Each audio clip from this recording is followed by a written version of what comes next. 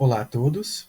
Nós somos discentes da disciplina Farmacotécnica na Universidade Federal de Ouro Preto, ministrada pela professora Vanessa Furtado, e vamos apresentar um artigo retirado da Science Direct na categoria de Avanços na Ciência de Coloides e Interface.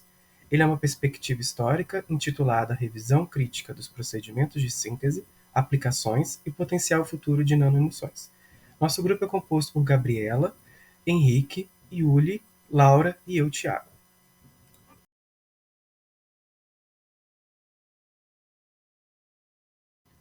E para introduzir o nosso tema, precisamos falar de algumas características das emulsões. É uma mistura de dois ou mais líquidos emissíveis, onde a fase dispersas, que são as gotículas, está por toda a fase contínua, que é o dispersante, possuindo uma região interfacial e são classificadas como sistema coloides. São dispersões heterogêneas, são translúcidas comparadas com a emulsão comum ou as microemulsões. As gotículas dispersas variam de 20 a 200 nanômetros de diâmetro, são estabilizadas por movimento browniano e são termodinamicamente estáveis. Qualquer mudança nas condições ambientais ou da própria nanoemulsão podem gerar desestabilização. Dentro das desvantagens das nanoemulsões incluem o alto custo de fabricação e as polidispersões podem gerar a maturação de Ostwald. Existem dois grupos principais de emulsão: as emulsões simples, que são as emulsões água em óleo ou óleo em água, e as emulsões múltiplas, que também são conhecidas como emulsões duplas, que podem ser água, óleo em água ou óleo, água em óleo. O que define são as distribuições relativas das diferentes fases que compõem o sistema. Sistemas formados por gotas de óleo dispersas em uma fase aquosa são chamados de emulsões simples óleo em água, tendo como, por exemplo, o leite, o iogurte, os cremes, o sorvete e as sopas. Menos frequente, sistemas formados por gotas de água dispersas em uma fase de óleo são chamados de emulsões simples água em óleo, tendo como, por exemplo, a margarina e a manteiga. Dentro dos sistemas de emulsões simples, eles são preparados por um processo de etapa única. Aqui, o único tensoativo é usado junto com o líquido emissível, que existe como tampão e forma uma camada estabilizadora da superfície entre as duas camadas. Já nas emulsões duplas ou múltiplas, com o principal objetivo de garantir a estabilidade cinéticas, elas são realizadas em duas etapas, que são chamadas de etapas de emulsificação. Para isso, faz-se necessária a utilização de dois emulsificantes, um hidrofílico, que pode ter um alto valor de EHL, e outro lipofílico, que pode ter um baixo valor de EHL. Dentre os métodos mais utilizados, para a preparação de nanoemulsões, a gente pode citar a homogeneização de alta pressão, a ultrassonicação, inversão de fase, emulsificação espontânea e microfluidização. E para todos esses métodos, os componentes principais que são necessários para formar a nanoemulsão é o óleo, o tensoativo primário, a água e o tensoativo secundário. Na homogeneização de alta pressão, a gente tem a injeção de uma emulsão grosseira no equipamento chamado homogeneizador, e essa emulsão ela é injetada de uma velocidade muito alta, uma alta pressão, e essa alta pressão, ela, ao chegar nesse impact ring aqui, ela vai causar uma grande turbulência, A alta velocidade causa uma elevada turbulência do sistema, e essa turbulência, juntamente com a cavitação formada nas gotículas, vai levar à quebra das gotículas em tamanhos cada vez menores, e com isso vai ser formada a nossa nanoemulsão ao final aqui. O método de ultrassonicação consiste na aplicação de ondas acústicas, de ondas sonoras na emulsão, e essas ondas sonoras levam também as gotículas à cavitação. O processo de cavitação é a transformação das gotículas, a vaporização das gotículas devido a uma redução da pressão, e essas gotículas vaporizadas, elas vão, nesse caso, crescendo de tamanho até chegar a um limite, onde elas não crescem mais e ocorre a implosão dessas bolhas de cavitação, e essa implosão ela atinge as gotículas adjacentes e leva à quebra dessas gotículas. Então, o processo de ultrassonicação acontece dessa maneira. E conforme as gotículas vão quebrando, vão assumindo tamanhos cada vez menores, e no final do processo a gente também tem a nanoemulsão formada. Bom, a gente tem também o método de inversão de fase, e esse método ele pode ser executado de duas maneiras diferentes, mantendo uma temperatura constante no sistema e alterando a composição, adicionando água, ou mantendo a composição constante e alterando a temperatura do sistema. Esse gráfico aí a gente pode observar, está representado isso, e a gente tem que nesse quadrado azul aí, né, na formulação ótima, e também na linha preta contínua, a gente tem a tensão interfacial entre as fases menor possível. E nesse sentido, isso é bom porque a gente consegue formar as gotículas de tamanho nanométrico. Então, durante a formulação, é desejável que esteja, né, que a gente siga essa linha preta contínua ou esteja dentro desse quadrado azul, na questão de temperatura e quantidade de água. E quando a emulsão já foi preparada, já está pronta, é desejável que esteja afastado disso, né, que as forças que vão aparecer vão estabilizar a emulsão. E nessa setinha onde a gente observa pitch escrito, a gente tem a transição da emulsão água em óleo para óleo em água, devido a uma mudança no comportamento do tensoativo, né? Do tensoativo tipo polioxetileno, conforme a gente tem a temperatura maior, ele é dessolvatado e tem uma característica mais lipofílica. E aí, quando a gente abaixa a temperatura, ele passa a ser mais solvatado pelas moléculas de água e o seu comportamento muda para óleo em água. Nós também temos o processo chamado de emulsificação espontânea, e nele basta adicionar a fase orgânica com o óleo e o tensoativo na fase aquosa, e as gotículas tendem a se formar de forma espontânea, né, apenas com o deslocamento do equilíbrio. Esses sistemas são sistemas com combinações específicas de fase oleosa e tensoativo, e também com concentrações específicas de tensoativo para que ele possa ser formado, né? E nele, como eu falei, a gente tem um deslocamento do equilíbrio por essa supersaturação de tensoativo na camada interfacial, até mesmo com a formação de micelas, né, na fase oleosa, e o equilíbrio é deslocado por ser um sistema mais estável com as gotículas formadas na fase aquosa. A gente tem assim nossa nanoemulsão. Por fim, a gente tem o processo chamado de microfluidização. Nele é um processo similar, né, com a homogeneização de alta pressão que a gente viu anteriormente. Nele é injetado a emulsão grosseira no sistema, no microfluidizador, e é aplicado elevadas pressões no sistema, fazendo com que a emulsão escoe com velocidades muito grandes, né, muito elevadas. E essa emulsão, quando ela é dividida e encontra nesse interaction chamber, e quando ela encontra alta velocidade, com os dois fluxos encontrando, é gerado altas forças de cisalhamento, e essas forças de cisalhamento vão levar à quebra das gotículas em gotículas de tamanho nanométrico, e ao final a emulsão é resfriada e a gente obtém a nossa nanoemulsão no final do sistema. Devido às suas propriedades, como a estabilidade, a transparência, a possibilidade de formar emulsões heterogêneas, as nanoemulsões provaram ser uma melhor alternativa para diferentes aplicações. Então, elas são usadas em diferentes áreas, como as cosméticas, a farmacêutica e até mesmo na área de alimentação, que é o que vamos explorar um pouco mais à frente. Na área farmacêutica, o uso de nanoemulsões foi bem retratado em tratamento do câncer.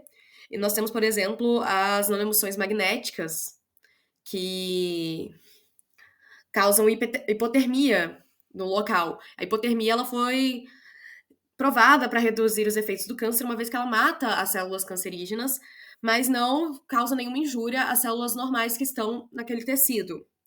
Essas nanoemulsões, elas foram criadas com propriedades biodegradáveis por meio da emulsificação direta, e quando são administradas, esse sistema, ele é exposto a uma frequência magnética por conta do fosfato de magnetita, né? Que cobre o sistema.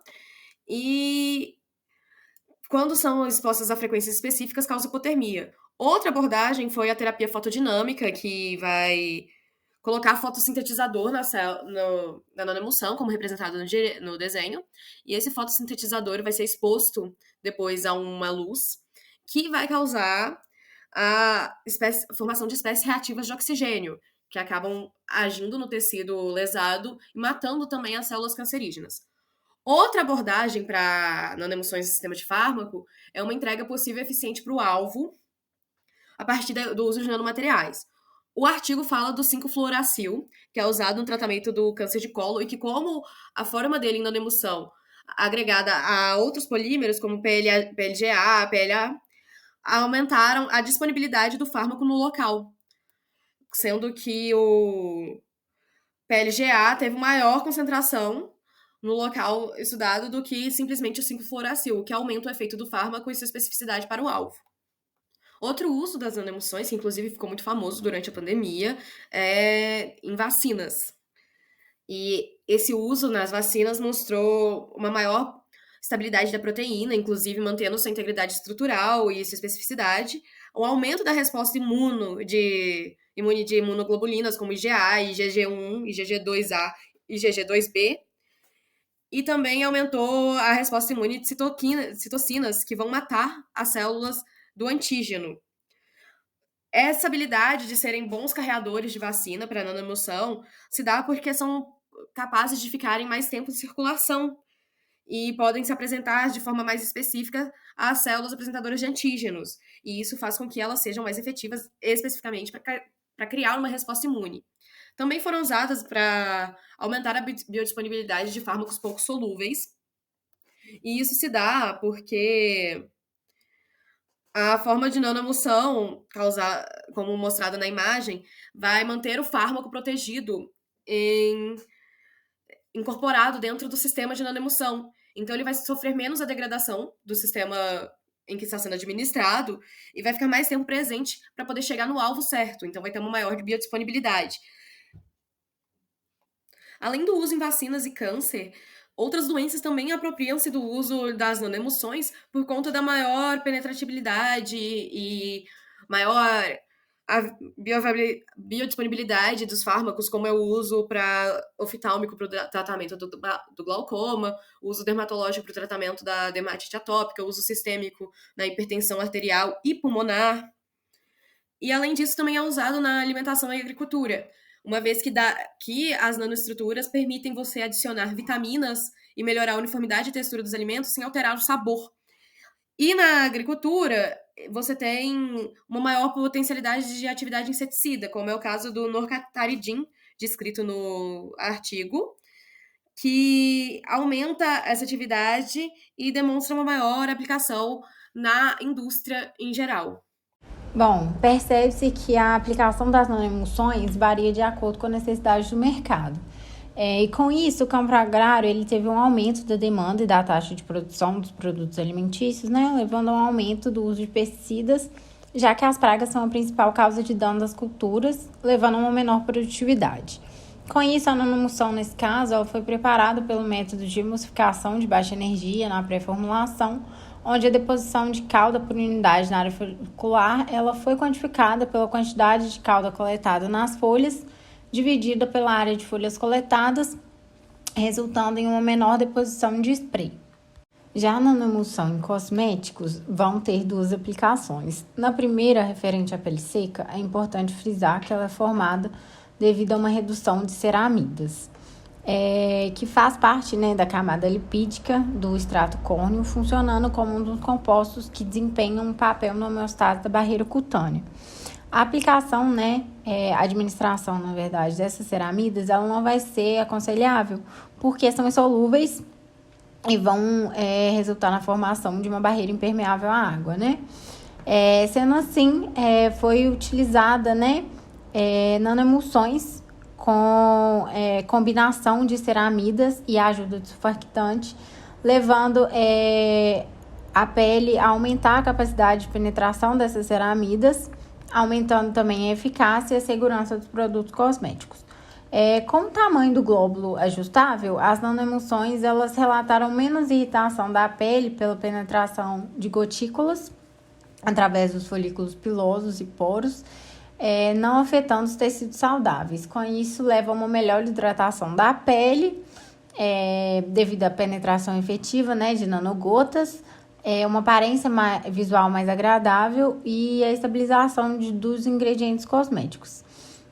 Já no que se refere à radiação UVA, a gente sabe que ela irá causar edema, levando a vários problemas de pele, e com isso a adição de tensoativos em maiores proporções, elas irá resultar em uma maior eficiência, uma melhor segurança terapêutica e uma maior aceitação da pele.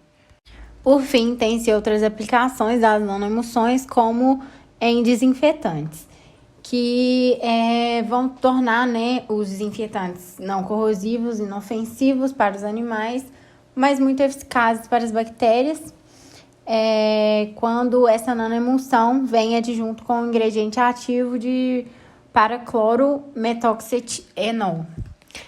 Já em relação às nanoemulsões em tecnologia de ressonância magnética, elas ficam ainda mais estáveis e inertes, ideais para serem usadas como rastreadores. Além disso, elas também são ideais para a detecção do oxigênio.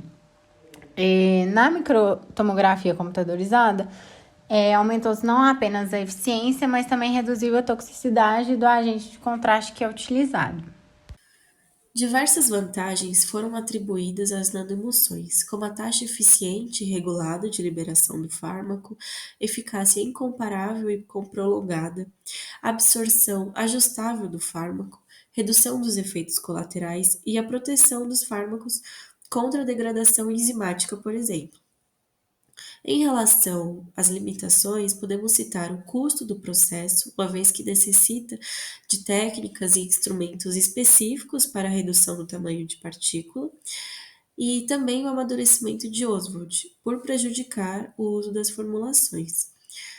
Em relação ao potencial das nanoemulsões, podemos destacar o desenvolvimento de formulações por via nasal, contidas na tabela, para o tratamento de doenças neurológicas, como a epilepsia, o Alzheimer e a esquizofrenia. Essa forma de tratamento apresenta elevada segurança por não ser invasivo, uma vez que não encontra com a barreira hematoencefálica e não passa por metabolismo de primeira passagem. Em suma, alguns problemas encontrados na formulação da nanoemulsão, como o amadurecimento de Oswald, têm solução, como otimizar os meios de síntese e os parâmetros de grande medida. As emulsões, em sua grande maioria, são simples, pois as emulsões duplas requerem um trabalho mais especializado e serão necessárias quando se objetiva uma liberação lenta do fármaco. Para criar sistemas nanoemulsivos, o aparelho mais utilizado é o homogeneizador de alta pressão, que tem a vantagem de produzir em larga escala, portanto, apresenta grande importância comercial.